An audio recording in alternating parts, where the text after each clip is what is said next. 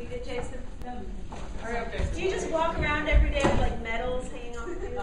I'm Jason Cheng. It's cool. Okay, guys. Up next in achieving Arete, a fantastic. Well, you're going to explain the Greek term, I'm sure. Francine Cheng, guys. Good afternoon, everybody. I'm Francine Cheng. I'm currently a junior here at AHS, and Mr. Bingham and Ms. Diaz kind of have a lot to do with why this story is so special, and I'm going to go into that because my whole lecture is going to be based upon a story that I'll be telling. And Arete is the Greek word for excellence, and it was the very first time excellence had been present. The concept of excellence. If you bear with me for a second, think about it.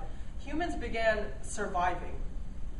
Life was just this big game of survival. How long could you go without being eaten by a bear? And it wasn't until the Greeks that we had the concept of excellence, because the Greeks were constantly striving to be better than their neighbor. All the sculptors were trying to sculpt better than the person next to them, and we have all the warriors who wanted to be a better warrior than the person that stood beside them. So this is my place for Arete. Here at AHS, being a student, this is kind of where this is where I do most of my work in achieving Arete, because I'm a student. I'm sure a lot of you can relate to that, the teachers and the students. And so when I was asked to give this lecture, I started to think, okay, where can I start my story at? And something that really made Arete special to me was my teachers. And because I've had many teachers who really taught me the purpose of Arete, and what did all my teachers have in common? Well, every day, they'd have these I can't statements, and they'd vary from day to day. Today, I can learn how to factor polynomials, blah, blah, blah. It would just go on. It's different every day, but deep down, they were all saying the same thing, and it was basically, today I can suck less. And that really is what teaching is about, isn't it? In my opinion, all of my teachers are trying to show me something so I can suck a little bit less every day at whatever it is I'm in there for. So my story starts, let's see, with these two right here, Bingham and Diaz. Oh, aren't they so cute? And so I walk into their class thinking it's going to be like every class I've ever taken. And this is just my approach to school before their class.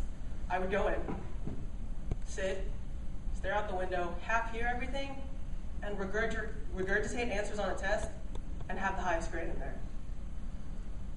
Let me tell you, when I walked in there, that's when it all ended. This test right here, I don't know if you know what this is. This is a World War I battlefield, like maps of the Western Front that are the Eastern Front, and we had a big test on that.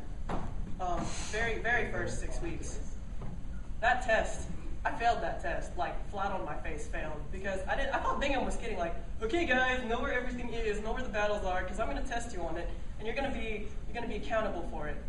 I thought he was kidding, because all my teachers had said that before, and I just completely flat fell on my face. I got my test back, and you should have seen my eyes bug open. I was like, I'm Francine Cheng, this doesn't happen to me.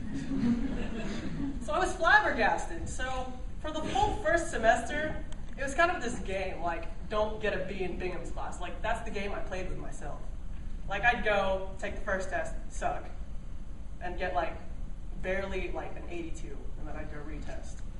And then I'd go retest again the second test, and then I'd pull a little all-nighter the night before the third test and get, like, a 97 on it, and magically have, like, a 90.2 in Bingham's class. So in my head, I was winning the game.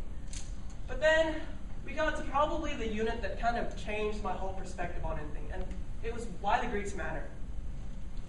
And there were lots of things we talked about. We talked about how the Greeks told stories, and that's how humans have kept track of their existence, and how that makes us who we are. We talked a little bit about music, and how music is an expression of humans. But we had this unit within why the Greeks matter. It's how-to, the how-tos. So the Greeks taught us how to see. There's a lot of architecture, Greek architecture present in our modern society. This is the Doric, Ionic, and Corinthian pillars, and you can see some. There are probably some outside if you looked. And then we have how to fight.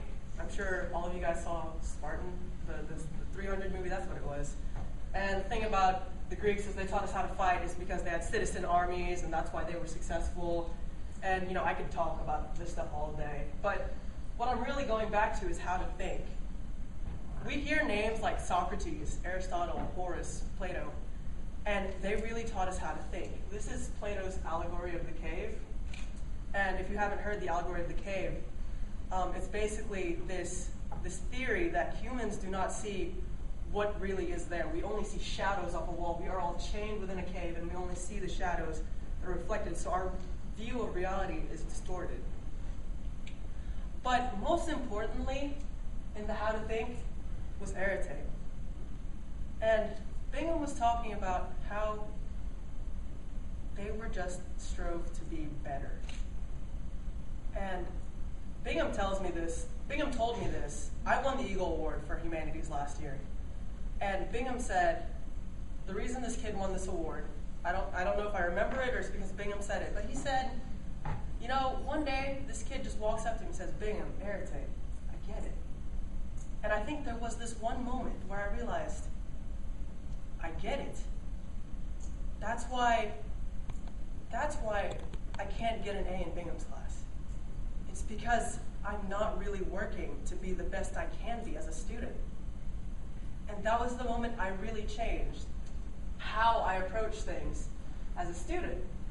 So quickly, I'm going to go into what I think is the difference between a successful and an unsuccessful student.